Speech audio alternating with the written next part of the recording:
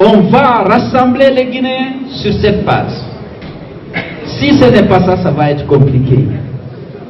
Aujourd'hui, beaucoup de jeunes ont quitté la Guinée. Ils sont ici. Il n'y a pas de perspective, il n'y a pas d'emploi. Mais il y a parfois de l'injustice. Ils sont dans un pays de droit. Tu connais tes droits.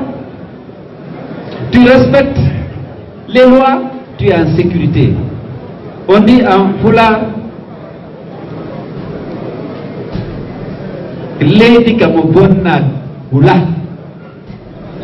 lorsque tu n'as pas commis des infractions par rapport à la loi, tu n'as pas peur. Parce qu'il n'y a pas d'injustice. On ne peut pas dire qu'il n'y a pas absolument d'injustice. Mais si on met en place l'état de droit, on protège tous les citoyens sans discrimination.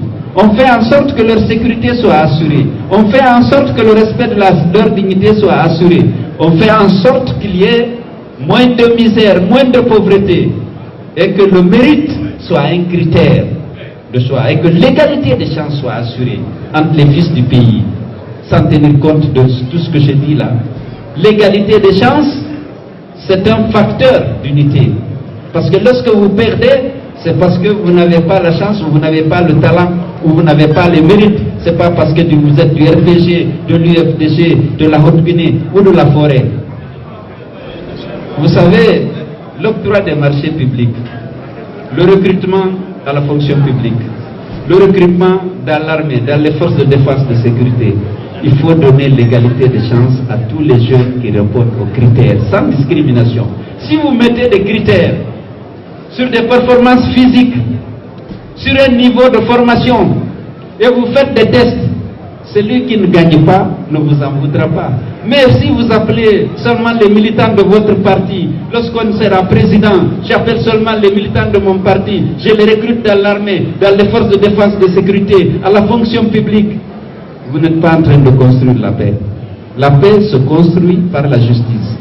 La paix ne se construit pas par l'exhortation. On ne construit pas la paix en rappelant les vertus et les avantages de la paix. Elle se construit par le respect des droits des autres. Elle se construit par la justice. Il faut faire en sorte qu'il y ait la justice, que le respect des droits des autres soit assuré et garanti.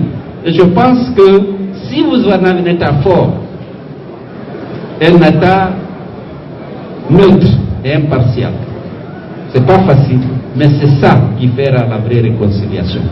Si vous avez un État partisan qui fait des élections sur la base de l'appartenance politique, vous violez les droits des autres et vous n'allez pas dire qu'ils sont en paix.